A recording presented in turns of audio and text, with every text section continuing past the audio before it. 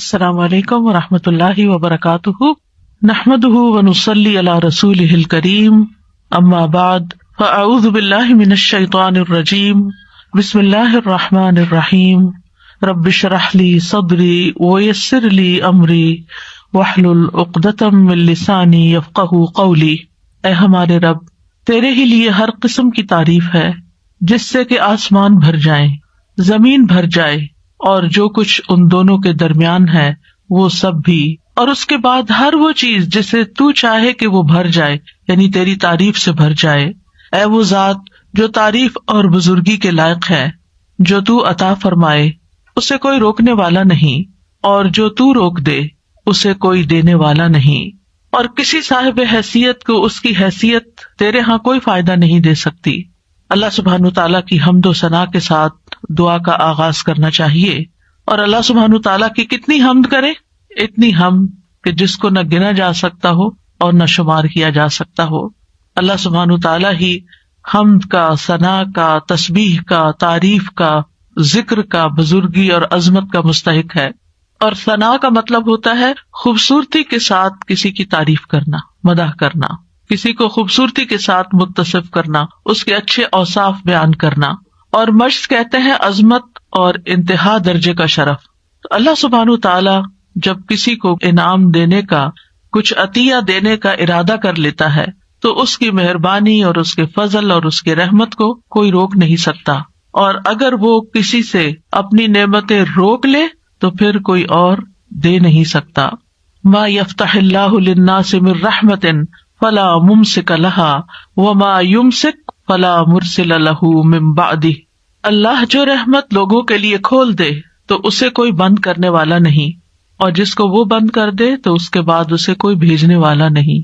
تو اس سے کیا پتہ چلتا ہے کہ ہر چیز کا مالک صرف ایک اکیلا اللہ ہی ہے، وہی سب کچھ کر سکتا ہے۔ لہٰذا اگر ہماری زندگی میں کوئی مشکل ہو، کوئی تکلیف ہو، کوئی پریشانی ہو تو ہمیں کس کی طرف رجوع کرنا چاہیے؟ سب سے پہلے کس کی یاد آنی چاہیے؟ سب سے پہلے کس کا ذکر کرنا چاہیے؟ ایک اللہ کا، کیونکہ سارے مسائل کا حل صرف اور صرف اسی کے پاس ہے۔ ہم عام طور پر دنیا میں جو ریسورسفل پرسنز ہوتے ہیں ان کی طرف رجوع کرتے ہیں۔ مثلاً اگر کسی کے پاس زیادہ دولت ہے، یا کسی کے پاس زیادہ علم ہے، یا کوئی نیکی یا تقوی ہے، تو ہم سمجھتے ہیں کہ یہ ہمارے مسائل حل کر دیں گے، حالانکہ ان میں سے کسی کے پاس کوئی بھی ایسی سخت نہیں کہ وہ کسی کے مسائل حل کر سکیں۔ کسی کا ریسورسفل ہونا کسی کو فائدہ نہیں دے سکتا، بعض اوقات خود اس کو بھی فائدہ نہیں دیتا، بلکہ جب تک اللہ کی مرضی نہ ہو انسان اپنے ہی قوتوں سے بھی فائدہ نہیں اٹھا سکتا۔ آپ نے دیکھا ہوگا کتنے ہی ذہین لوگ ہوتے ہیں لیکن اپنی ذہانت کو ضائع کر دیتے ہیں، کتنے ہی علم والے ہوتے ہیں جو اپنے علم پر عمل نہیں کرتے، اپنے علم کو ضائع کر دیتے ہیں۔ کتنے ہی دولت مند ایسے ہوتے ہیں کہ جو اپنی بیماریوں کی وجہ سے، اپنی تکلیفوں کی وجہ سے، اپنی دولت سے کوئی فائدہ نہیں اٹھا سکتے، نہ وہ مرضی کا کھا سکتے ہیں، نہ مرضی کا پہن سکتے ہیں، اور نہ مرضی سے کہیں جا سکتے ہیں، حالانکہ بے شمار دولت ان کے پاس ہوتی ہے لیکن وہ اس سے فائدہ نہیں اٹھا سکتے، کیونکہ جب تک اللہ کی مرضی نہ ہو، جب تک اللہ کی رضا نہ ہو، اللہ کی طرف سے اذن نہ ہو، تو کوئی کچھ بھی نہیں کر سکتا۔ ہم دیکھتے ہیں کہ ابراہیم علیہ السلام اور اسماعیل علیہ السلام دونوں نے جب کعبۃ اللہ کی تعمیر کر لی تو اس کے بعد جو دعا کی وہ کیا تھی؟ اے ہمارے رب، اور ہمیں اپنے لیے فرما بردار بنا، اور ہماری اولاد میں سے بھی ایک امت اپنے لیے فرما بردار بنا، اور ہمارے عبادت کے طریقے ہمیں دکھا، اور ہماری توبہ قبول فرما، بے شک تو ہی بہت توبہ قبول کرنے والا، نہایت رحم کرنے والا ہے۔ اسی طرح ابراہیم علیہ السلام نے خاص طور پر دعا کی کہ اے ہمارے رب، اس شہر کو امن والا بنا دے، اور مجھے اور میرے بیٹوں کو اس سے بچا لے کہ ہم بتوں کی عبادت کریں۔ انہوں نے اس چیز کا دعویٰ نہیں کیا کہ میں نے یہ گھر اللہ کی عبادت کے لیے بنایا، شرک اور شرک والوں کو چھوڑ کر آیا ہوں اور یہاں یہ گھر آباد کیا ہے، اب تو ہم شرک سے محفوظ ہو گئے، اور اب میں بھی اور میری اولاد بھی اپنے بل بوتے پہ ہم اب شرک نہیں کریں۔ نہیں، انہوں نے اپنے آپ پر بھی اعتماد نہیں کیا۔ انہوں نے یہ نہیں کہا چونکہ میں تو شرک سے بچنے کے لیے آگ میں بھی کود پڑا تو مجھ پہ شرک کہاں اثر کر سکتا ہے۔ نہیں، جب تک اللہ سبحانہ تعالیٰ نہیں بچاتا تو کوئی بھی نہیں بچ سکتا۔ لا حول ولا قوت الا باللہ. لہٰذا انہوں نے دعا کی کہ اللہ مجھے بھی بچا لے اور میرے بچوں کو بھی بچا لے کہ ہم بتوں کی عبادت کریں. یونس علیہ السلام جب مچھلی کے پیٹ میں گئے تو اس وقت انہوں نے کیا دعا کی؟ لا الہ الا انت سبحانک انی کنت من الظالمین. اللہ سبحانہ تعالیٰ کی توحید کا ذکر سب سے پہلے کیا، کیونکہ لا الہ الا اللہ سب سے افضل کلمہ ہے. لا الہ الا اللہ نجات کی کنجی ہے، جنت کی کنجی ہے. جس طرح نماز کی کنجی طہارت ہے، حج کی مفتاح یا حج کی کنجی جو ہے وہ احرام ہے، تو اسی طرح جنت میں جانے کے لیے لا الہ الا اللہ چاہیے. یہ سب سے افضل کلام ہے، اور اس لا الہ الا اللہ کا سیکھنا ہر ایک پر واجب ہے. یونس علیہ السلام نے کہا لا الہ الا انت سبحانک انی کنت من الظالمین، کہ تیرے سوا کوئی الہ نہیں، تو پاک ہے، بے شک میں ہی ظالموں میں سے ہوں. اور پھر وہ کلمہ جو تمام انبیاء نے حج کے موقع پر عرفہ میں پڑھا، وہ سب سے بہترین کلمہ جس کو قرار دیا گیا وہ ہے لا الہ الا اللہ وحدہ لا شریک لہ لہ الملک ولہ الحمد وہو علی کل شیء قدیر، کہ اللہ کے سوا کوئی معبود نہیں، وہ اکیلا ہے، ساری بادشاہت اسی کی ہے اور ساری تعریف بھی اسی کی ہے، اور وہ ہر چیز پر قادر ہے. جہاں ہمیں اپنی توحید کو خالص کرنے کے لیے ان کلمات کا ذکر کرنا چاہیے، وہاں دوسری طرف کفر اور شرک اور نفاق سے بچنے کی دعائیں بھی کرنی چاہیے. اللہم انی اعوذ بک من الکفر والفقر، اللہم انی اعوذ بک من عذاب القبر، لا الہ الا انت. اے اللہ میں کفر سے اور فقر سے تیری پناہ میں آتا ہوں، اے اللہ میں عذاب قبر سے تیری پناہ میں آتا ہوں، تیرے سوا کوئی معبود نہیں. اللہ اللہ ربی لا اشرک بہ شیئا، اللہ اللہ ہی میرا رب ہے، میں اس کے ساتھ کسی چیز کو شریک نہیں کرتا. اور پھر اللہم انی اعوذ بک ان اشرک بک وانا اعلم واستغفرک لما لا اعلم. اے اللہ میں تیری پناہ میں آتا ہوں اس بات سے کہ میں جان بوجھ کر تیرے ساتھ کسی کو شریک کروں، اور جو میں نہیں جانتا ہوں اس کے لیے تجھ سے مغفرت طلب کرتا ہوں. اور اسی طرح اللہم لک اسلمت وبک آمنت وعلیک توکلت وإلیک انبت وبک خاصمت. اللہم انی اعوذ بعزتک لا الہ الا انت ان تضلنی، انت الحی الذی لا یموت والجن والانس یموتون. اے اللہ میں نے تیری فرما برداری کی، میں تجھ پر ایمان لایا، تجھ پر توکل کیا، تیری طرف رجوع کیا، تیری ہی مدد سے لڑا. اے اللہ میں تیری عزت کے ذریعے اس بات سے پناہ مانگتا ہوں کہ تو مجھے گمراہ کرے. یعنی اللہ سبحانہ تعالیٰ کی توحید کا اقرار کرتے کرتے دعا کیا مانگی کہ تو مجھے گمراہ نہ کرنا، کیونکہ ہدایت تو صرف اللہ کے ہاتھ میں ہے. تیرے سوا کوئی معبود نہیں، تو زندہ ہے جس کو کبھی موت نہیں آئے گی، اور جن و انس سب کے سب مر جائیں گے. تو یہاں پر آپ دیکھیے کہ ایک طرف ہمیں توحید خالص حاصل کرنے کی دعائیں کرنی ہے اور اس کا اقرار کرنا ہے اور اظہار کرنا ہے. اگر آپ کو یاد ہو جو دعا کے میں نے ابتدائی لیکچرز دیے تھے تو اس میں نے دعا کی 3 قسمیں بتائی تھی، اور اس میں سب سے پہلی قسم دعا کی کیا تھی؟ توحید کا اقرار، لا الہ الا اللہ. یعنی لا الہ الا اللہ کا اگر آپ تکرار کر رہے ہیں، صرف اپنی توحید کا اظہار کر رہے ہیں، تو یہ سب سے بڑی دعا ہے. یہی دعا ہے کیونکہ آپ اللہ سبحانہ تعالیٰ پر ہی انحصار کر رہے ہیں، اپنا سب کچھ اسی کے سپرد کر رہے ہیں. انسان دعا کب کرتا ہے؟ جب اس کی کوئی ضرورت ہوتی ہے، جب اس کو کوئی پریشانی ہوتی ہے، جب اس پر کوئی غم ہوتا ہے، جب وہ کسی بیماری کا شکار ہو جاتا ہے، جب اس کو کوئی مالی معاملات پیش آ رہے ہوتے ہیں جو مشکل ہو جاتے ہیں. تو ایسے اوقات میں ہم اللہ سے دعا کرتے ہیں. کیوں کرتے ہیں؟ کہ اللہ تعالیٰ اس مشکل کو دور کر سکتا ہے. اور جب ہم صرف اللہ تعالیٰ کی توحید بیان کرتے ہیں کہ اور کوئی الہ ہے ہی نہیں، اور کوئی مددگار ہی نہیں، اور کوئی کارساز ہی نہیں، اور کوئی دکھ دور کرنے والا ہی نہیں، اور کوئی مشکل سے نکالنے والا ہی نہیں، تو دراصل ہم اس بات کا اقرار کر رہے ہوتے ہیں. اور رنج و غم سے نکلنے کی دعا کیا بتائی گئی؟ اللہ اللہ ربی لا اشرک بہ شیئا. اس میں مانگا تو کچھ نہیں، صرف ہم یہ کہہ رہے ہیں کہ اللہ میرا رب ہے اور میں اس کے ساتھ کسی کو بھی شریک نہیں کرتا. اپنی توحید کو خالص کر رہے ہیں، کیونکہ آپ اس بات کا زبان حال سے اقرار کر رہے ہیں کہ آپ کی یہ بے بسی، لاچارگی، تکلیف، پریشانی صرف ایک اللہ ہی دور کر سکتا ہے. اور جتنا زیادہ آپ اپنی توحید کو خالص کرتے چلے جاتے ہیں، اتنا ہی آپ اللہ کو راضی کرتے چلے جاتے ہیں. کیونکہ اللہ سبحانہ تعالیٰ کو سب سے زیادہ جو چیز ناراض کرتی ہے وہ شرک ہے. شرک کیا ہے؟ ظلم عظیم ہے. اللہ سبحانہ تعالیٰ سب چیزیں معاف کر دے گا لیکن شرک کو معاف نہیں کرے گا.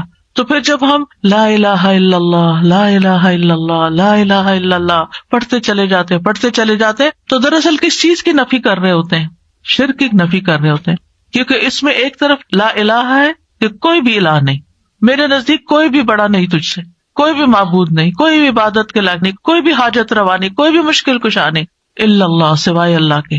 ہر خیر کی کنجیاں اللہ ہی کے پاس ہیں، میں اسی کی طرف رجوع کرتا ہوں، اسی سے مدد طلب کرتا ہوں، وہی میرا اصل مددگار ہے. اور جتنا زیادہ دل کے ساتھ آپ اس کلمے کو پڑھیں گے اور پکاریں گے اور اپنی تکلیف میں آپ کچھ بھی نہیں کہتے سوائے اس کے کہ لا الہ الا اللہ لا الہ الا اللہ، بیمار ہیں، دکھی ہیں، اور اس کے کہنے میں آپ دیکھیں اگر آپ کا منہ نہیں کھلتا تھا تب بھی آپ کی زبان اس کلمے کو ادا کر سکتی.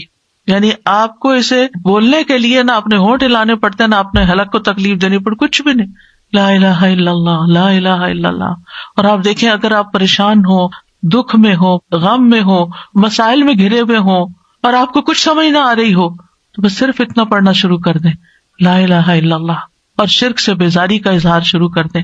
تو آپ دیکھیں گے کہ جو ہی آپ اپنی توحید کو خالص کریں گے آپ کے مسائل حل ہونا شروع ہو جائیں گے، کیونکہ آپ نے اپنا پورا توکل، اپنا بھروسہ، اپنا اعتماد اللہ پہ ظاہر کر دیا، اپنے سارے معاملات اللہ کے سپرد کر دیے، وہ سیدھا کرنے والا ہے. ہم سمجھتے ہیں کہ ہم مسائل کو حل کر سکتے ہیں، ہم الجھے ہوئے دھاگے سلجھا سکتے ہیں، نہیں، صرف اللہ ہی کر سکتا ہے.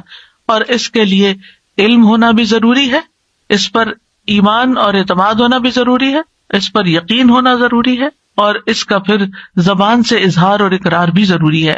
تو توحید یہی ہے کہ انسان اپنی صرف زبان سے نہیں اپنے حال سے بھی صرف ایک اللہ کا اقرار کرے. اللہ سبحانہ تعالیٰ نے ہمیں پیدا ہی اس لیے کیا ہے، وَمَا خَلَقْتُ الْجِنَّ وَالْإِنسَ إِلَّا لِيَعْبُدُونَ، کہ میں نے جنوں انسانوں کو نہیں پیدا کیا مگر اس لیے کہ وہ میری عبادت کریں، یعنی اللہ کے بن جائیں، یعنی سب سے زیادہ محبت بھی اس سے کریں، سب سے زیادہ تعظیم بھی اسی کی، سب سے زیادہ حق اسی کا، ہر چیز پر اسی کو ترجیح دینے والے ہوں. رسول اللہ صلی اللہ علیہ وسلم نے فرمایا ایمان کی 70 یا 60 سے اوپر کچھ شاخیں ہیں جن میں سب سے افضل لا الہ الا اللہ کہنا ہے. اور جب لا الہ الا اللہ انسان کہتا ہے تو ہر چیز کی نفی کر دیتا ہے، چاہے وہ انسان ہو، چاہے وہ جن ہو، چاہے وہ فرشتے ہوں، چاہے وہ حیوانات ہوں، چاہے وہ نباتات ہوں، چاہے وہ پہاڑ اور جمادات ہوں، کوئی بھی، سب کی نفی. ان میں سے کوئی ایک بھی معبود نہیں، کیونکہ جن قوموں نے شرک کیا انہوں نے کبھی انسانوں کو اپنا الہ بنا لیا، جیسے فرعون نے کہا تھا انا ربکم الاعلی، میں تمہارا سب سے بڑا رب ہوں. یہ تکبر کی انتہا ہے. تو لوگوں نے اس کو کیا مانا ہوا تھا، وہ کہتا ہے کیا تم میرے علاوہ کسی الہ کو جانتے ہو، میں ہی تمہارا الہ ہوں. تو لوگوں نے بھی اس کو الہ مان لیا. تو بہت سے جو قوموں نے شرک کیا انہوں نے انسانوں کو واقعی اپنا معبود بنا لی، اور ان کے آگے وہ جھکے بھی. بدھا کو کیا سمجھتے ہیں لوگ، عیسیٰ علیہ السلام کو کیا بنا لیا، اللہ کے بیٹے کے علاوہ الہ بھی بنا دیا. تو نیک لوگوں کو لوگوں نے اپنا الہ بنا لیا. مسلمانوں کے اندر بھی آپ دیکھیں کہ کسی درجے میں بزرگوں کی، نیک لوگوں کی، تقوی والوں کی ایک خاص ایسی عقیدت ہوتی ہے جو انہیں نعوذ باللہ اللہ کے مقام یا اس کے برابر کر دیتی ہے کہ یہی ہمارے سب کچھ ہے، یہی ہمیں سب کچھ دیں گے، انہی کی وجہ سے ہی سب کچھ ہے. یہی تو شرک ہے. اللہ سبحانہ تعالیٰ کو کسی کی ضرورت ہے؟ کسی کی بھی ضرورت نہیں ہے. کوئی ساری زندگی بھی سجدے میں پڑا رہے تو اللہ کا حق ادا نہیں کر سکتا، ایک نعمت کا حق ادا نہیں کر سکتا. کہاں یہ کہ وہ یہ سمجھے کہ میں چھوٹی موٹی ٹوٹی پھوٹی عبادت کر کے کچھ بن گیا ہوں اور اب لوگوں کے مسائل کا حل میرے ہاتھ میں ہے. کسی کے ہاتھ میں نہیں ہے. تو صرف اور صرف ایک اللہ ہی ہے جو سب کچھ کرتا ہے. پھر آپ دیکھیں اہل عرب نے فرشتوں کو اللہ کی بیٹیاں بنا کے ان کی پوجا شروع کر دی تھی، ان کے بت بنا کے رکھ لیے تھے، اور وہ سمجھتے تھے کہ یہ ہماری مشکلات آسان کرتی ہیں اور یہ ہمارے فائدے کی ہیں. وہ ان کے نام کی نظر نیاز کرتے، ان کے نام کے چڑھاوے چڑھاتے، ان کے نام پہ جانور ذبح کرتے، بہت کچھ ان کی طرف سے کرتے. تو لا الہ الا اللہ، کوئی فرشتے بھی نہیں.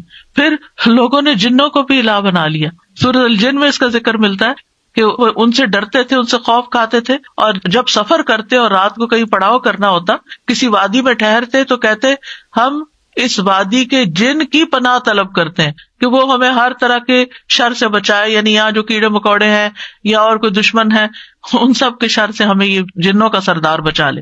نعوذ باللہ، یہ بھی بہت بڑا شرک ہے۔ پھر اسی طرح کچھ لوگوں نے پتھروں کے بت بنا لیے، ان کو پوجتے ہیں، کچھ نے درختوں کو بت بنا لیے، اور اب تو آپ دیکھیے کہ کروڑوں کی تعداد میں ہے، جس چیز سے انسان ڈرے، آگ سے ڈرے، پانی سے ڈرے، ان سب چیزوں کو اپنا الہ بنا لیا۔ اسلام ایک واحد ایسا دین ہے کہ جس میں سب سے زیادہ جس چیز کی امپورٹنس ہے اور جس کے بغیر کوئی مسلمان ہی نہیں ہوتا، وہ ہے یہ کلمہ لا الہ الا اللہ، کہ ہم ہر ایک کی نفی کرتے ہیں، سب کو نگیٹ کرتے ہیں، اور صرف اللہ سبحانہ تعالیٰ کو ہی اپنا الہ اور معبود سمجھتے ہیں۔ اور پھر توحید کا جو لفظ ہے یہ وحد یوحد سے ہے، جس کا معنی ہوتا ہے کسی چیز کو ایک بنانا۔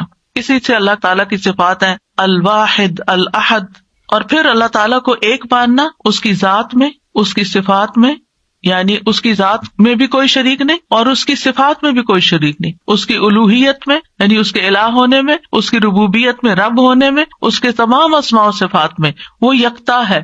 لیس کمثلہ شیء، کوئی چیز اس جیسی نہیں، وہو السمیع البصیر۔ امام ابن قیم توحید کی تعریف یوں بیان کرتے ہیں، توحید صرف بندے کے اس اقرار کو نہیں کہتے کہ اللہ کے سوا کوئی خالق نہیں، اور یہ کہ اللہ ہر چیز کا رب اور اس کا بادشاہ ہے، جیسا کہ بتوں کی پرستش کرنے والے اس کا اقرار کرتے ہیں لیکن پھر بھی وہ مشرک ہے۔ یعنی اللہ کو ایک ماننا اس معنی میں کہ وہی خالق ہے، وہی مالک اور رب ہے، بادشاہ ہے، لیکن ساتھ یہ دیویاں بھی ہیں، تو یہ بھی شرک ہو جاتا ہے۔ یعنی کچھ لوگ اللہ تعالیٰ کی کچھ صفات میں اس کو ایک مانتے ہیں اور باقی میں دوسروں کو بھی شریک کر دیتے ہیں۔ وہ کہتے ہیں، اور بڑی خوبصورت تعریف ہے یہ توحید کی، اور ہمیں سمجھنی چاہیے اچھی طرح، کہ توحید اللہ کی محبت، اس کے سامنے جھک جانے، اس کے دروازے پر عاجزی اور انکساری کرنے، اس کی اطاعت میں کمال فرما برداری کرنے، اس کی عبادت میں کمال اخلاص اختیار کرنے، اور اپنے تمام اقوال اور افعال میں اس کے بلند چہرے اور رضا کا ارادہ کرنے پر مشتمل ہے۔ اسی کے لیے روک لینے، اسی کے لیے عطا کرنے، اسی کے لیے محبت کرنے اور اسی کے لیے نفرت کرنے پر مشتمل ہے۔ یہ ہے توحید۔ یعنی توحید میں صرف اتنا کافی نہیں کہ ہم کہیں کہ ہم پتھروں کے بتوں کو یا انسان اور جنات اور ان کو نہیں مانتے، بلکہ اس کے ساتھ ساتھ یعنی محبت بھی سب سے بڑھ کر اللہ سے، والذین آمنوا اشد حبا للہ، سجدہ بھی صرف اسی کے لیے، کسی اور کے لیے نہیں، کسی اور کے آگے نہیں جھکنا، عاجزی اور انکساری کی انتہا صرف اسی کے لیے، اطاعت میں کمال فرما برداری اسی کی، عبادت میں اخلاص اسی کے لیے، اور پھر ہم جو باتیں کریں، اقوال افعال، ہمارے جو بھی کام ہے صرف اللہ کو راضی اور خوش کرنے کے لیے کریں۔ اس کا مقصد یہ نہ ہو کہ لوگ ہم سے خوش ہو جائیں، لوگ ہم سے راضی ہو جائیں تاکہ وہ ہمیں کچھ فائدے پہنچا سکے، یعنی لوگوں کی خوشامد کرنا، لوگوں کی تعریف اس لیے کرنا تاکہ ان سے ہمیں کچھ بینیفٹس مل جائیں۔ نہیں، جب کسی کو یہ پتا چلتا ہے کہ کوئی اس کی تعریف کسی مقصد کے لیے کر رہا ہے تو کیسا لگتا ہے؟ یعنی آپ اپنے آپ کو رکھ کے دیکھیں، اگر آپ کو یہ پتا چلے کہ سامنے والا کسی مقصد مطلب کے لیے میری تعریف کر رہا ہے تو آپ کو وہ تعریف کیسے لگے گی؟ گھن آئے گی، بہت بری لگے گی، بیزار ہوں گے آپ اس سے۔ اس لیے ہمارے دین نے ہمیں اس سے بھی روکا ہے کہ لوگوں کی تعریف یا لوگوں کے ساتھ خیر خواہی یا اچھا اخلاق، ایون جو اسمائل کرنا ہے، یہ سب چیزیں بھی اللہ کے لیے کرو، اس لیے نہیں کرو کہ آپ کو ان سے کوئی فائدہ مل جائے۔ یعنی وہ بہت سے طریقے بتائے ہوئے ہوتے ہیں کہ آپ یہ اور یہ کام کریں تو پھر آپ کو لوگوں کی محبت حاصل ہو جائے گی۔ محبت تو اللہ ڈالتا ہے دلوں میں، آپ 100 چیزیں کر لیں، نہیں محبت کسی کی لے سکتے، آپ محبت خرید نہیں سکتے، آپ جتنی چاہے کسی کی خدمت کر لیں، جتنی چاہیں کسی کی چاکری کر لیں، لیکن آپ اس کی محبت نہیں لے سکتے جب تک کہ اللہ آپ کے لیے اس کے دل میں محبت نہ ڈالے۔ ان الذین آمنوا وعملوا الصالحات سیجعل لهم الرحمن ودا، جو اللہ کی طرف رجوع کر لیتے ہیں نا، اللہ کے بن جاتے ہیں، ایمان لے آتے ہیں، نیک عمل کرنے لگتے ہیں، ضرور رحمان لوگوں کے دلوں میں ان کی محبت پیدا کر دے گا۔ آپ اللہ کے بن جائیں، مخلوق آپ سے محبت خود ہی کرنے لگے گی۔ بندوں سے محبت کسی مطلب مقصد کے لیے نہ کریں۔ آپ دیکھیں کہ بعض بچے والدین کی کوئی رسپیکٹ نہیں کرتے، لیکن انہیں جب والدین سے کچھ چاہیے ہوتا ہے تو پھر وہ ان کی کچھ تعریف وغیرہ کر دیتے ہیں۔ مطلبی محبت، خود غرضی کی محبت، دنیاوی فائدے حاصل کرنے کی محبت نہیں۔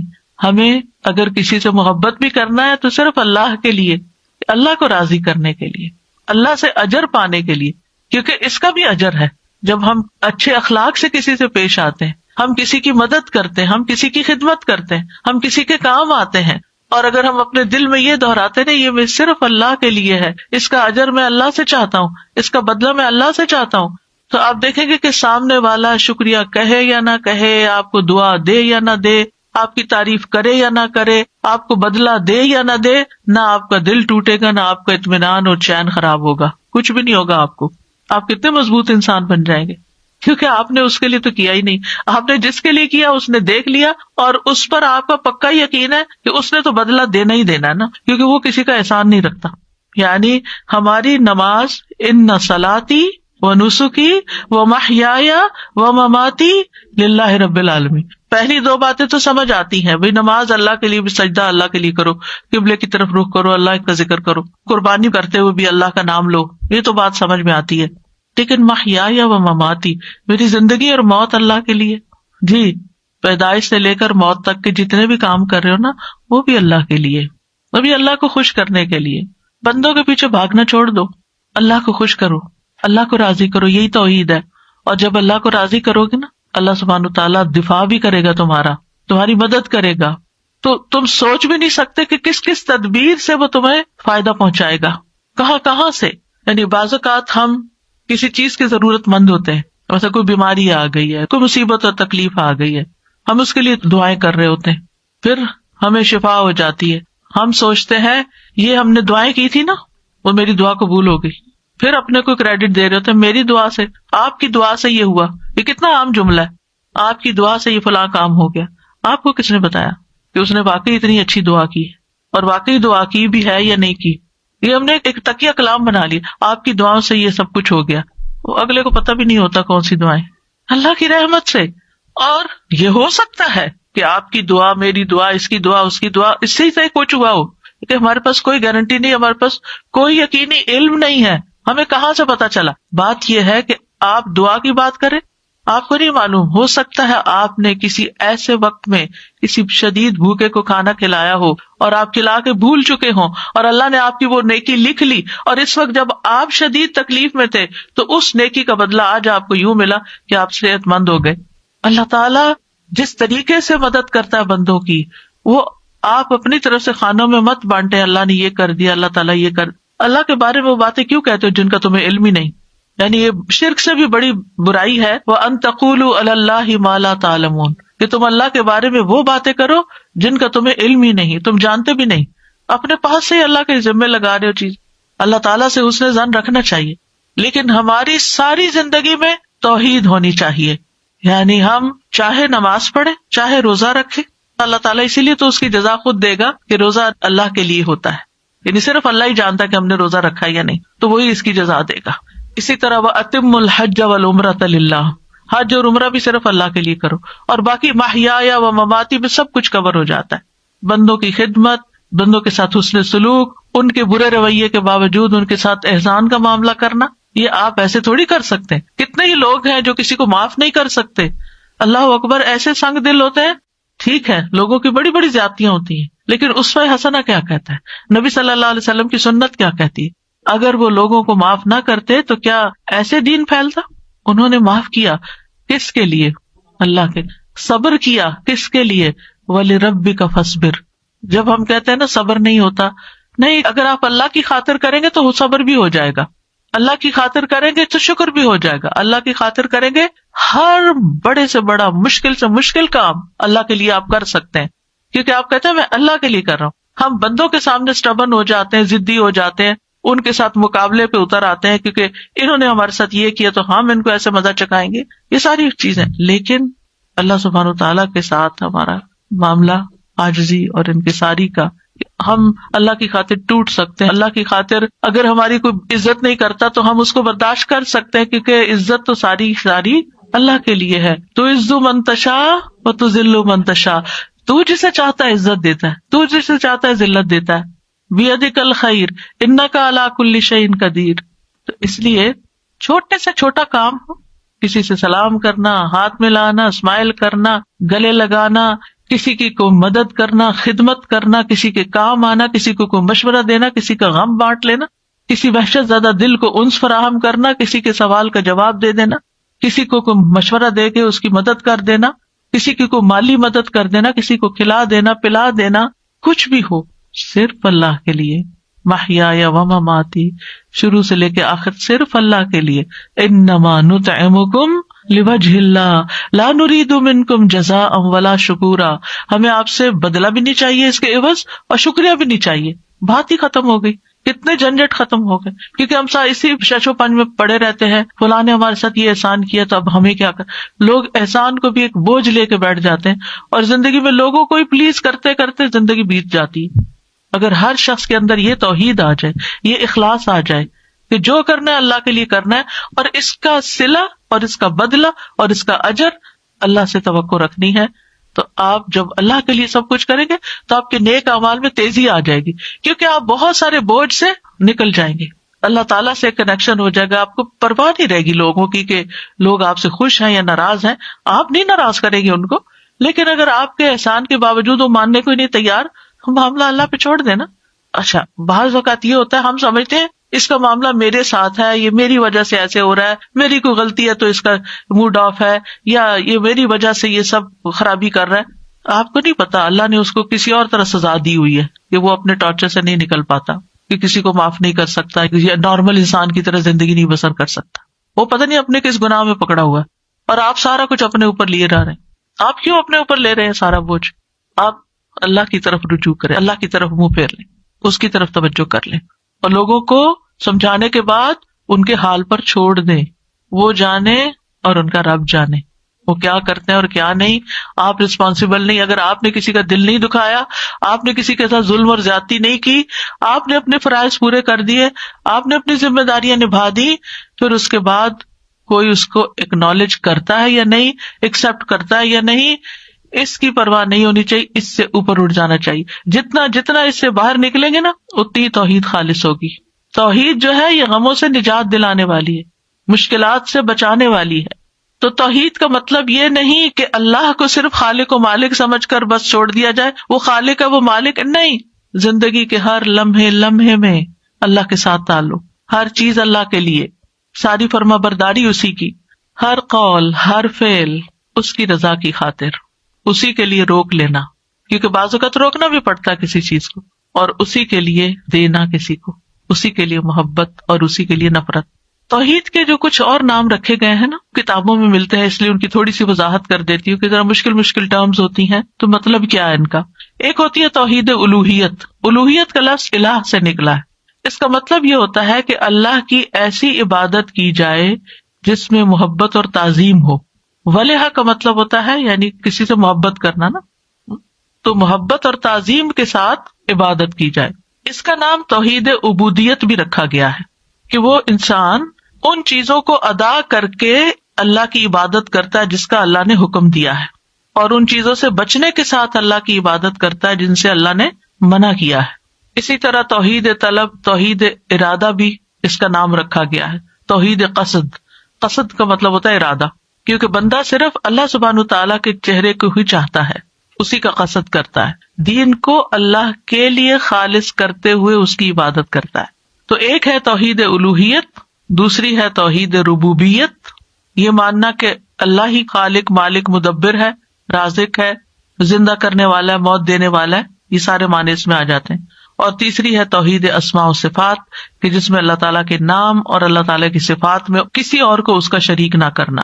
یاد رکھیے تمام انبیاء کی بنیادی دعوت توحید ہی رہی ہے. سورۃ الاعراف کو اگر پڑھیں تو اس میں آپ دیکھیں نوح علیہ السلام کا ذکر آتا ہے، حضرت ہود کا ذکر آتا ہے، حضرت صالح کا ذکر آتا ہے، حضرت شعیب کا ذکر آتا ہے.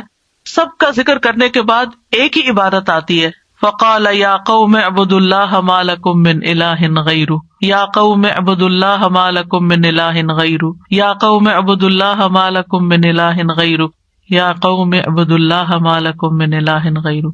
ہر پیغمبر نے آ کے ایک ہی جملہ دہرایا کہ لوگوں اللہ کی عبادت کرو جس کے سوا تمہارا کوئی الہ نہیں، تمہارا کوئی معبود نہیں. نبی صلی اللہ علیہ وسلم نے اپنی تبلیغ کا آغاز کس سے کیا تھا؟ لا الہ الا اللہ سے کیا تھا. یا ایھا الناس قولوا لا الہ الا اللہ تفلحوا، اے لوگو لا الہ الا اللہ کہو فلاح پا جاؤ گے. لا الہ الا اللہ دراصل انسان کو ہر چیز کی غلامی سے، سلیوری سے نجات دلا کے صرف اللہ کا بناتا ہے. یعنی جب آپ بندوں سے خوف کھاتے رہتے ہیں نا تو آپ بندوں کے غلام ہوتے ہیں. جب آپ کسی بندے سے اتنی محبت کرتے ہیں جیسے اللہ سے کرنی چاہیے تو آپ اس کے غلام بن جاتے ہیں. اس کی خوشی میں آپ کی خوشی ہے، اس کی ناراضگی میں آپ کی ناراضگی ہے. یہ غلامی نہیں تو اور کیا ہے. تو توحید جو ہے یہ انسان کو غلامی سے نجات دیتی ہے، لوگوں کے بوجھ اور لوگوں کی جو آپ کے اوپر دباؤ ہے اس سے نجات دیتی ہے آپ کو. کیونکہ کوئی آپ کو ڈراتا ہے کہ اگر آپ نے یہ کیا تو آپ کو گھر سے نکال دیں گے.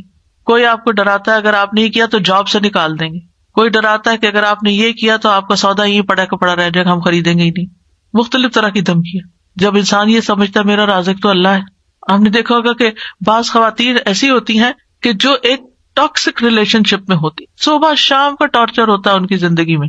ایک تو نارمل ریلیشن شپ ہوتا ہے نا، ایک دن اچھا گزرا، دوسرے دن تھوڑا کام خراب ہو گیا، ایک دن خوش ہے ایک دن ناخوش. یہ دن اور رات تو ہر ازدواجی زندگی میں آتے ہیں. یہ ہو ہی نہیں سکتا کہ آپ ہر روز خوش ہی ہوں، اور یہ بھی نہیں ہوتا کہ ہر وقت پریشانی ہو. لیکن کچھ ریلیشن شپ ایسے ہو جاتے ہیں کہ جن میں خوشی نام کی کوئی چیز ہی نہیں ہوتی. اچھا، اس ریلیشن شپ سے چھٹکارا کیوں نہیں حاصل کرتے کہ پھر کہاں جائیں گے؟ آپ سورۃ الطلاق پڑھ کے دیکھیے اللہ تعالیٰ کیا حال بتاتے ہیں. سیجعل اللہ بعد عسر یسرا، اللہ تنگی کے بعد آسانی بھی پیدا کر دے گا. لیکن کیوں اپنے آپ کو قتل کرتے ہو؟ کیوں اپنے آپ کو یعنی مصیبت میں ڈالا ہوا ہے؟ تو بہت سی چیزیں ایسی ہوتی ہیں ہماری زندگی میں جن میں ہم صرف اس ڈر سے کہ اگر یہاں سے میری جاب گئی تو بس میں گیا، اتنی اچھی جاب شاید مجھے کہیں نہ ملے، اس لیے میں نماز پڑھنے کی بھی اجازت نہیں مانگتا، جمعہ بھی نہیں پڑھتا کیونکہ یہ بہت میری پسند کی جاب ہے. نہیں، آپ کو اپنے رب کے پاس بھی واپس جانا ہے اور وہاں پہلا سوال نمازی کا ہونا ہے. تو اس لیے آپ کو وہ بھی سوچ کے رکھنا ہے رازق کون ہے. آپ کا امپلائر نہیں ہے، اللہ رازق ہے. اللہ کی زمین وسیع ہے. کیا جب آپ پیدا ہوئے تھے تو آپ کو پتا تھا کہ آپ کینیڈا میں آ کے یہاں کا پانی پیئیں گے اور یہاں کا رزق کھائیں گے؟ کس نے آپ کی قسمت میں یہ لکھا ہوا تھا؟ اللہ نے لکھا ہوا تھا. ٹھیک ہے، اسباب انسان اختیار کرتا ہے لیکن اصل تو پلاننگ اللہ کی ہوتی ہے کہ کس کو کہاں سے رزق دینا ہے، کیونکہ یہ ذمہ اس نے لیا ہوا ہے اپنے اوپر. لیکن ہم انہی چیزوں کے اندر پریشان رہتے ہیں. ٹھیک ہے، پریشانی اپنی جگہ ہوتی ہے، میں نہیں کہتی کہ پریشانی نہیں ہوتی یا بالکل پریشان نہیں ہونا چاہیے، یہ بھی اللہ کی طرف سے ایک انسان کے اوپر کیفیت آتی ہے. لیکن مقصد یہ ہے کہ انسان کسی بھی دنیاوی نقصان سے بچنے کے لیے اللہ کی عبادت اور اللہ کے ساتھ تعلق کو قربان نہ کرے. اپنی عبادت اور اپنی اطاعت اور اپنی فرما برداری اور اپنے خلوص اور اپنی وفاداری کا ثبوت دے کہ اللہ تو ہی میرا سب کچھ ہے. اسلام کی پہلی بنیاد ہی توحید ہے. اگر توحید نہیں، کسی نے لا الہ الا اللہ نہیں پڑھا، وہ نماز بھی پڑھا، وہ روزے بھی رکھے. آپ نے دیکھا ہوگا کچھ نان مسلم اپنے کولیگز کے ساتھ مل کے ان کو خوش کرنے کے لیے وہ بھی روزے رکھنے لگ جاتے ہیں. آپ کو تو پورے روزے کا ثواب مل گیا لیکن ان کو کچھ بھی نہیں ملا اس بھوک پیاس سے، کیونکہ وہ اللہ کے لیے نہیں تھا، وہ فرینڈ کے لیے تھا. تو ان کو بتانا چاہیے کہ یہ اللہ کے لیے کر لو، صرف ایک اللہ کے لیے لا الہ الا اللہ پڑھ لو. کتنا زبردست موقع ہے یہ دعویٰ دینے کا. یعنی اس وقت رمضان کا مہینہ بابرکت مہینہ ہونے کے اعتبار سے ایک ایسی فضا پیش کرتا ہے. کل ہی مجھے کسی نے میسج کیا کہ ان کی بچی پبلک اسکول میں پڑھتی ہے، ابھی شاید گریڈ 1 میں ہے، اور انہوں نے جا کے تو کلاس میں سارے بچوں کو بتایا کہ ہمارا دین کیا ہے اور ہم روزے کیوں رکھتے ہیں اور مریم گھر میں کیا کرتی ہے، اور وہ پریئر میٹ لے کر گئے اور کدھر منہ کر کے نماز پڑھتے ہیں اور نماز میں کیا کہتے ہیں. اور اس بہانے ساری کی ساری توحید کی اور ساری دین کی پوری دعوت پیش کر دی انہوں نے کہ ہمارا دین کیا ہے. اب باقی تو دل میں اللہ ہی ڈالتا ہے نا. لیکن ایک ماں اگر اپنے گریڈ 1 کے بچے کے لیے اسکول میں جا کر اس کے کلاس والے اس کو یہ ساری چیز بتا سکتی ہے کہ ہم کون ہیں اور کیا کرتے ہیں، تو میرے خیال ہے ہر ماں بتا سکتی ہے. لیکن پھر اس کے لیے سیکھنا پڑتا ہے نا، اس کے لیے کریج بھی چاہیے، اس کے لیے یہ شوق بھی چاہیے، اس کے لیے اللہ سے محبت چاہیے کہ اللہ تو میرا رب ہے، چاہتی ہوں کہ سب تجھے ہی رب مانے، اور اس کے لیے وہ ہر طریقہ اختیار کرتا ہے. تو کیا ہمارا فرض نہیں بنتا کہ ہم اس مہینے میں جس میں سب کو پتا ہے کہ مسلم اس وقت فاسٹ کر رہے ہیں، اس میں ان کو بتائے کہ یہ فاسٹنگ کیا ہے اور یہ کیوں کرتے ہیں اور یہ کہاں سے شروع ہوئی اور اس سے حاصل کیا ہوتا ہے. کیونکہ عام طور پر فاسٹنگ آپ دیکھیں نیٹ پہ جائیں آپ کو فاسٹنگ کے بہت فائدے ملیں گے اور سبھی کسی نہ کسی طرح کی فاسٹنگ کرتے ہیں، لیکن وہ اسلامی فاسٹ سے بالکل الگ. ہمارے فاسٹ کا مقصد ہے تقویٰ حاصل کرنا اور وہاں ہے صحت حاصل کرنا. صحت تو جھنگے میں مل ہی جاتی ہے لیکن اصل گول جو ہے وہ بہت ہائر ہے. اور وہ ہے تقویٰ کا حصول.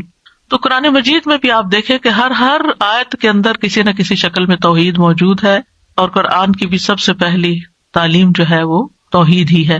اور نہ صرف یہ کہ زندگی کی ابتدا میں بچے کو سب سے پہلے لا الہ الا اللہ سکھانا چاہیے، بلکہ ہمارا آخری کلام بھی کیا ہونا چاہیے؟ لا الہ الا اللہ. محیایا و مماتی للہ رب العالمین.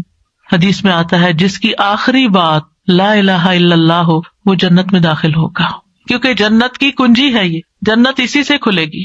اور اگر سارے کام کوئی کرتا ہے لیکن لا الہ الا اللہ نہیں پڑھتا تو اس کے کوئی بھی عمل قبول نہیں. اب اس توحید کے کچھ تقاضے ہیں. وہ تقاضے کیا ہے؟ سب سے پہلے یہ کہ اللہ کو پہچانے کہ وہ ہے کون جس کو ہم اپنا معبود بنائے ہوئے. سورۃ محمد میں آتا ہے فَاعْلَمْ أَنَّهُ لَا إِلَٰهَ إِلَّا اللَّهُ، بس تم جان لو کہ اللہ کے سوا کوئی الہ نہیں، یعنی جان لو، علم حاصل کرو. تو یاد رکھیے توحید کا علم حاصل کرنا ہر انسان پر فرض عین ہے، ہر ایک پر، خواہ کوئی بھی ہو، مرد ہو، عورت ہو، بچے ہو، بوڑھے ہو، جوان ہو، ہر رنگ نسل، سب کے لیے یہ علم حاصل کرنا فرض ہے. وہ نا طلب العلم فریضۃ، وہ کون سا علم ہے جس کا سیکھنا فرض ہے؟ وہ توحید کا علم ہے، عبادات کا علم ہے. اور یہ کیا ہے؟ اللہ کے ایک الہ ہونے پر پورا یقین رکھنا، پھر اسی کے فرما بردار بن جانا. وَأَنِيبُوا إِلَىٰ رَبِّكُمْ وَأَسْلِمُوا لَهُ، اپنے رب کی طرف رجوع کرو اور اس کے فرما بردار بن جاؤ، اس کے لیے مسلمان بن جاؤ. اللہ اور اس کے رسول کی اطاعت کرنا، اطیعوا اللہ ورسولہ ان کنتم مؤمنین، اللہ کے لیے خالص ہونا. فاعبد اللہ مخلصا لہ الدین، سب سے بڑھ کر اللہ سے محبت ہونا، لوگوں کی بجائے اللہ سے ڈرنا، لوگوں کی بجائے اللہ سے ڈرنا. کیونکہ انسان جس سے ڈرتا ہے نا اسی کی مرضی کے کام شروع کر دیتا ہے. اگر ہم اللہ سے ڈرتے ہیں تو پھر اللہ کی عبادت کریں گے، اللہ ہی کی اطاعت کریں گے، اللہ تعالیٰ کے احکامات پر عمل کریں گے، اور جن چیزوں سے وہ روکتا ہے ان سے رک جائیں گے. پھر توحید کیا ہے؟ اختلافات میں اسی کی طرف رجوع کرنا. توحید یہ ہے کہ ہر معاملے میں، ہر مشکل میں اللہ کو کافی سمجھنا.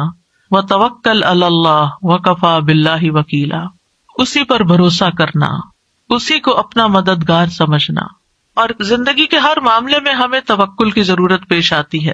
اب دیکھیے کہ بعض لوگ اپنے توہمات کی وجہ سے کہ کل کیا ہوگا، کل یہ نہ ہو جائے، کل وہ نہ ہو جائے، سب کچھ ہوتے ہوئے بھی خوف کا شکار رہتے اور اللہ پہ بھروسہ نہیں کرتے. صدقہ کیوں نہیں کرتے؟ کہ پیسہ جمع کر کے رکھنا ہے کہ بڑھاپے میں کام آئے گا. آپ سوچئے کہ کیا صدقہ بلاؤں کو نہیں ڈالتا؟ ٹھیک ہے آپ اپنے لیے سیونگ بھی کریں، لیکن اس کے ساتھ ساتھ صرف اپنے ہاتھ میں سیونگ نہیں کریں، کچھ سیونگ اللہ کے پاس بھی کر لیں کہ جہاں سے مسائل نے حل ہونا ہے. آج آپ دوسروں کے لیے کریں، کل اللہ تعالیٰ آپ کے لیے اسباب پیدا کر دے گا، اور اگر اللہ نے اسباب نہ پیدا کیے تو آپ کے پیسے تجوریوں میں رہ جائیں گے، آپ کے کام پھر بھی نہیں آنے والے، وہ اور لے جائیں گے. کتنے ہی بوڑھے لوگ ایسے ہیں کہ جن کے پیسے بینکس میں رہ گئے، وہ دنیا سے چلے گئے اور ان کے گھر بھی چلے گئے، کوئی چیز کام نہ آئی، کوئی والی وارث نہ تھا پیچھے. تو اصل عقل مند انسان وہ ہے کہ جو اللہ پر بھروسہ کرتے ہوئے اللہ کی عبادت بھی کرتا ہے، اور جن چیزوں سے اللہ تعالیٰ خوش ہوتا ہے وہ کام بھی خوشی سے کرتا چلا جاتا ہے. اللہ سے راضی رہنا یہ بھی توحید کا حصہ ہے. ایک روایت میں آتا ہے، ابو سعید کہتے ہیں رسول اللہ صلی اللہ علیہ وسلم نے فرمایا، اے ابو سعید، جو اللہ کے رب ہونے پر، اسلام کے دین ہونے پر اور محمد صلی اللہ علیہ وسلم کے نبی ہونے پر راضی ہو گیا، اس کے لیے جنت واجب ہو گئی. پھر توحید میں سے یہ ہے کہ ساری نعمتوں کا شکر اللہ کے لیے، واشکروا نعمت اللہ ان کنتم ایاہ تعبدون، ہر نعمت پر شکر گزار ہونا. پھر اس کے فیصلوں کو تسلیم کر لینا. قل لن یصیبنا الا ما کتب اللہ لنا، آپ ان سے کہیے ہمیں اگر کوئی مصیبت آئے گی تو وہی آئے گی جو اللہ نے ہمارے مقدر کی ہے. یعنی تقدیر پر اطمینان ہونا، اللہ کی تقدیر سے راضی ہونا، یہ بھی توحید کا سبق ہے. اس کے برعکس کیا ہے؟ شرک. شرک کا کیا مطلب ہے؟ اللہ کے ساتھ ایک یا ایک سے زیادہ کوئی ہمسر برابر کا ند یا شریک بنانا، جیسے عبادات میں، قربانی میں، مدد طلب کرنے میں، شفاعت میں، یا دعا کی قبولیت میں، یا ربوبیت میں اللہ کے ساتھ کسی کو شریک کرنا. یعنی اللہ کے سوا کسی اور کی عبادت کرنا یا اس کو اپنا حاجت روا مشکل کشا سمجھنا. ہماری توحید اس بات کا تقاضا کرتی ہے کہ ہم اس بات پر ایمان رکھیں کہ اللہ ایک ہے اور اس کا کوئی بھی شریک نہیں ہے، نہ اس کی کوئی اولاد ہے، نہ اس کی بادشاہت میں کوئی شریک ہے. سورۃ بنی اسرائیل میں آتا ہے وَقُلِ الْحَمْدُ لِلَّهِ الَّذِي لَمْ يَتَّخِذْ وَلَدًا وَلَمْ يَكُنْ لَهُ شَرِيكٌ فِي الْمُلْكِ وَلَمْ يَكُنْ لَهُ وَلِيٌّ مِّنَ الذُّلِّ وَكَبِّرْهُ تَكْبِيرًا۔ اور کہہ دیجیے سب تعریف اللہ کے لیے ہے، جس نے نہ کوئی اولاد بنائی، نہ بادشاہی میں اس کا کوئی شریک ہے، اور نہ عاجز ہو جانے کی وجہ سے اس کا کوئی مددگار ہے، اور اس کی بڑائی بیان کرو، خوب بڑائی بیان کرنا۔ ہم بندوں کی بڑائیاں بیان کرتے ہوئے نہیں تھکتے، کبھی زندگی میں اللہ کی بھی ایسی بڑائی بیان کی؟ اپنے آپ سے ہمیں پوچھنا چاہیے۔ تو توحید کیا ہے؟ صرف اللہ کی بڑائی بیان کرنا۔ اور شرک کی اقسام میں ایک فعلی شرک ہوتا ہے، جیسے نجومیوں کے پاس جانا، تعویذ لٹکانا، منکے لٹکانا، جسم کی حفاظت یا گھر وغیرہ کو حسد اور نظر سے بچانے کے لیے کچھ لٹکانا۔ آپ نے دیکھو کہ کچھ لوگ اپنے گلے میں یا ہاتھ میں ایک آئی بنی ہوتی ہے، بلو آئی اس کو کہتے ہیں، شاید بلو آئی، وہ پہن کے رکھتے ہیں۔ انا للہ و انا الیہ راجعون۔ کیا یہ بلو آئی ہمیں نظر اور حسد سے بچا لے گی؟ ہرگز نہیں۔ یہ عقیدہ رکھنا شرک ہے۔ کئی لوگ گھر میں بھی شاید لٹکاتے ہیں، مجھے علم نہیں، کچھ یاد ایسے پڑتا ہے کہ گھر میں لٹکاتے ہیں، اور اس کے علاوہ بھی کچھ چیزیں لٹکاتے ہیں کہ جس سے یہ سمجھتے ہیں کہ اس کے لٹکنے سے نظر نہیں لگے گی، حسد نہیں ہوگا۔ کچھ لوگ کالی چیز شاید لٹکاتے ہیں، یہاں تو میں نے نہیں دیکھا، لیکن پاکستان میں گاڑیوں کے پیچھے کسی نے میری توجہ دلائی کہ آپ نے یہ گاڑی کے پیچھے لٹکتے ہوئے دیکھا۔ میں نے کہا لوگوں نے ڈیکوریشن وغیرہ کوئی کی ہوئی ہے اپنی، جیسے عورتیں پیچھے پراندہ لٹکاتی ہیں، تو ہو سکتا ہے کہ یہ بھی کوئی فیشن ہو، رواج ہو، مجھے تو پتہ ہی نہیں تھا۔ تو انہوں نے بتایا کہ نہیں، یہ اس لیے لٹکاتے ہیں کہ نظر نہ لگے۔ کچھ لوگ بچوں کو تل لگا دیتے ہیں، کالا تل، اس لیے کہ نظر نہ لگے، کیونکہ وہ آتا نا حدیث میں کہ شرک جو ہے سیاہ رات میں سیاہ پتھر پر سیاہ چیونٹی سے بھی زیادہ خفیہ ہے، پتہ ہی نہیں چلتا کہاں سے داخل ہو جاتا ہے، ہمیں علم ہی نہیں ہوتا۔ اب آپ سوچئے کہ وہ تل کہاں سے بچائے گا، کتنی حماقت کی بات۔ لیکن میرا خیال ہے اتنی اکثریت میں یہ چیز ہے، یعنی بہت دفعہ اپنے آس پاس بھی یہ چیز دیکھی، اور میں سمجھتی تھی کہ خوبصورتی کے لیے لگاتے ہیں۔ منکے پہنتے ہیں ہاتھوں میں، کڑے پہنتے ہیں، دھاگے لٹکاتے ہیں، انگوٹھیاں کچھ ایسی پہنتے ہیں کہ جن کے بارے میں یہ تصور ہوتا ہے کہ سلیمانی انگوٹھی ہے شاید، بازو پہ کچھ باندھتے ہیں۔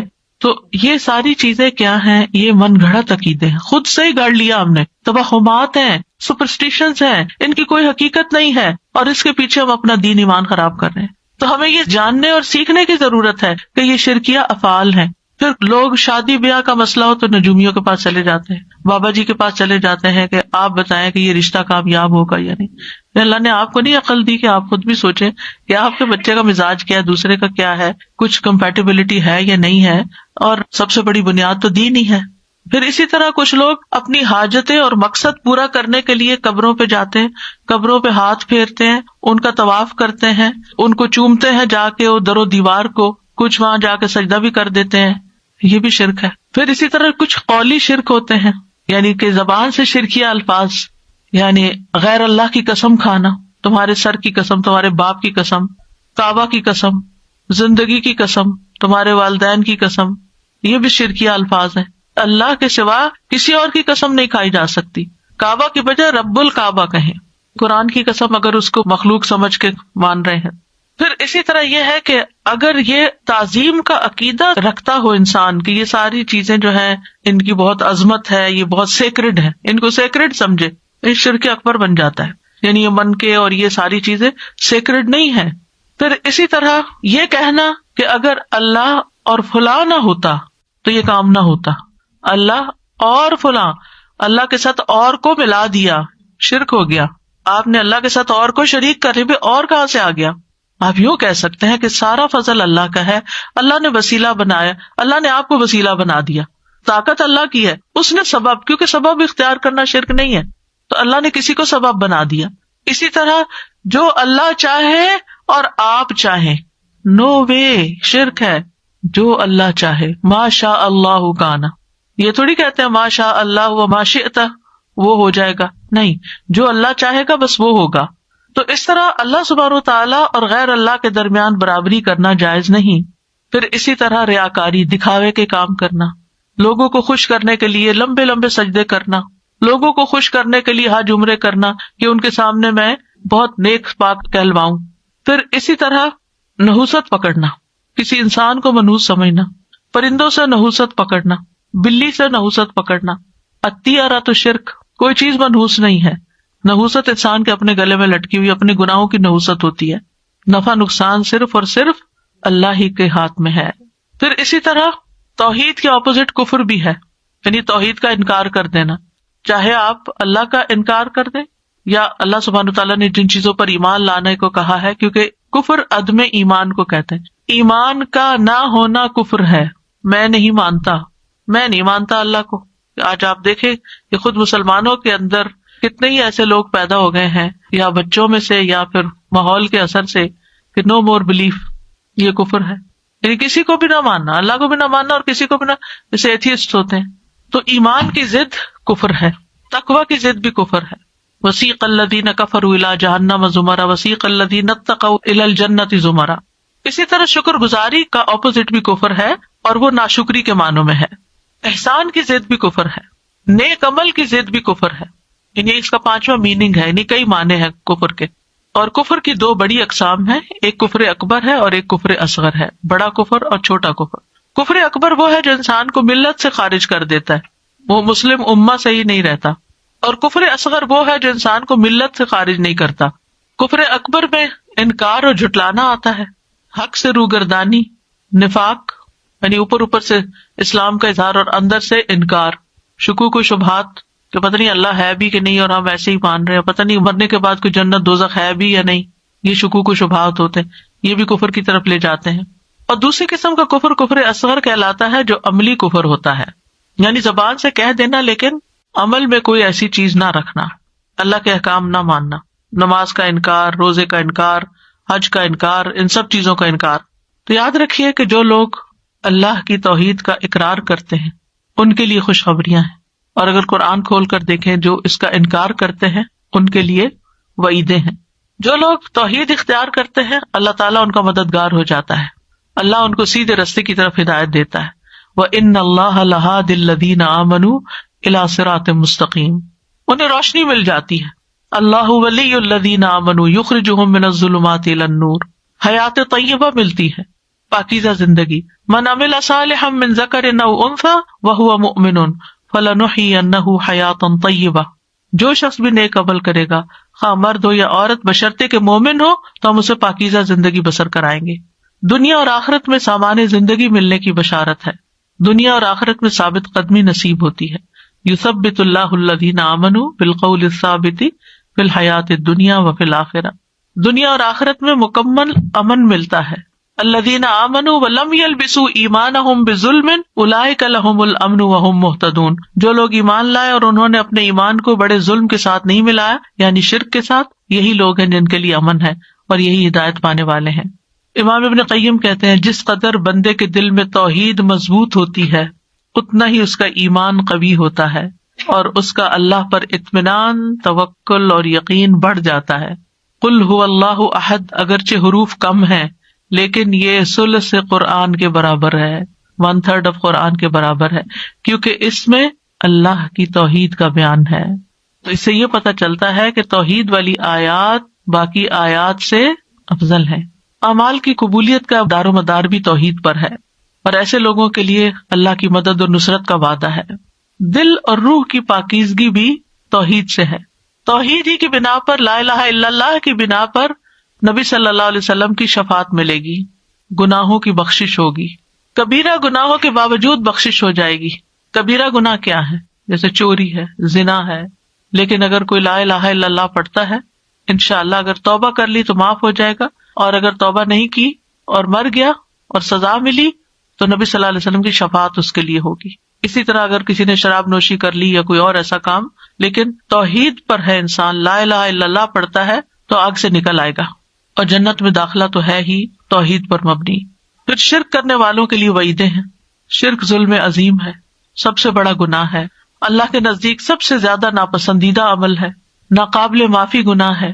شرک کرنے والوں کے سارے نیک اعمال ضائع ہو جائیں گے.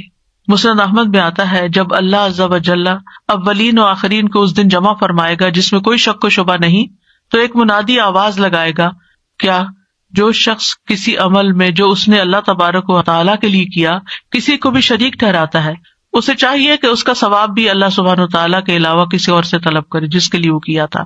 اللہ تعالیٰ تمام شرکاء کے شرک سے بیزار ہے، یعنی اگر ہم اپنے نیک اعمال کو اللہ کے لیے نہیں کرتے، بندوں سے اجر پانے کے لیے اور بندوں کو خوش کرنے کے لیے کرتے ہیں، تو ان کا بھی قیامت کے دن کوئی اجر نہیں ہوگا. کیا کہا جائے گا؟ جن کو خوش کرنے کے لیے کیا تھا انہی سے جا کر اجر لو. پھر یہ کہ مشرک کے لیے جنت حرام ہے، اس کا ٹھکانہ ہمیشہ کے لیے جہنم ہے.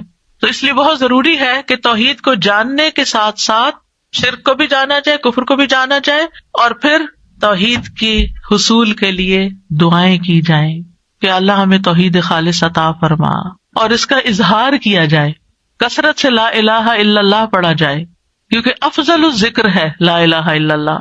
اس کا بھی ایک کارڈ موجود ہے. لا الہ الا اللہ کے جتنے بھی فائدے اور ثواب ہیں وہ سب اس میں لکھے ہوئے ہیں، اردو انگلش دونوں میں موجود ہے. آن لائن بھی آرڈر کر سکتے ہیں اگر کسی کو باہر سے منگوانا ہے.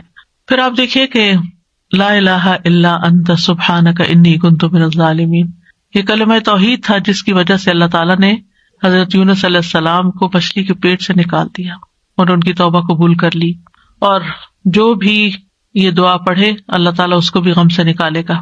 پھر لا الہ الا اللہ وحدہ لا شریک لہ لہ الملک ولہ الحمد وہو علی کل شیء قدیر. اس دعا کے بارے میں آتا ہے جو شخص دن میں 100 بار یہ کلمہ پڑھے گا اس کے نامہ اعمال میں 100 نیکیاں لکھی جائیں گی، 100 برائیاں اس سے مٹا دی جائیں گی. اس روز دن بھر یہ دعا شیطان سے اس کی حفاظت کرتی رہے گی یہاں تک کہ شام ہو جائے، اور کوئی شخص اس سے بہتر عمل لے کر نہ آئے گا مگر جو اس سے بھی زیادہ یہ کلمہ پڑھ لے. یعنی اس دن کا نامہ اعمال جو ہے سب سے آگے ہوگا، سب سے زیادہ وزنی ہوگا جس نے یہ 100 دفعہ دن میں پڑھا ہوگا.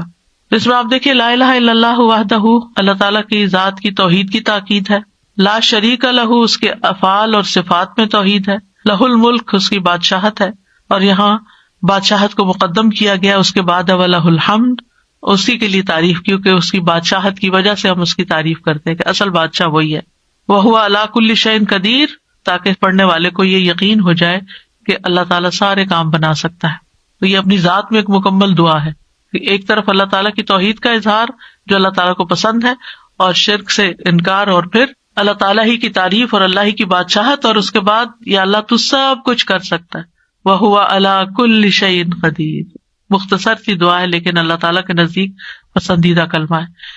سوتے وقت اس دعا کو پڑھنا چاہیے. اگر آپ سوتے وقت کے اذکار، ایک کتاب بھی ہے اور ایپ بھی ہے، اگر اس وقت روز پڑھیں تو حدیث میں آتا ہے جس نے اپنے بستر کی طرف آتے ہوئے یہ کہا لا الہ الا اللہ وحدہ لا شریک لہ لہ الملک ولہ الحمد وہو علی کل شیء قدیر لا حول ولا قوۃ الا باللہ العلی العظیم سبحان اللہ والحمد للہ ولا الہ الا اللہ واللہ اکبر، اس کے لیے اس کے گناہ یا اس کی خطائیں بخش دی جائیں گی اگرچہ وہ سمندر کی جھاگ کے برابر کیوں نہ ہو.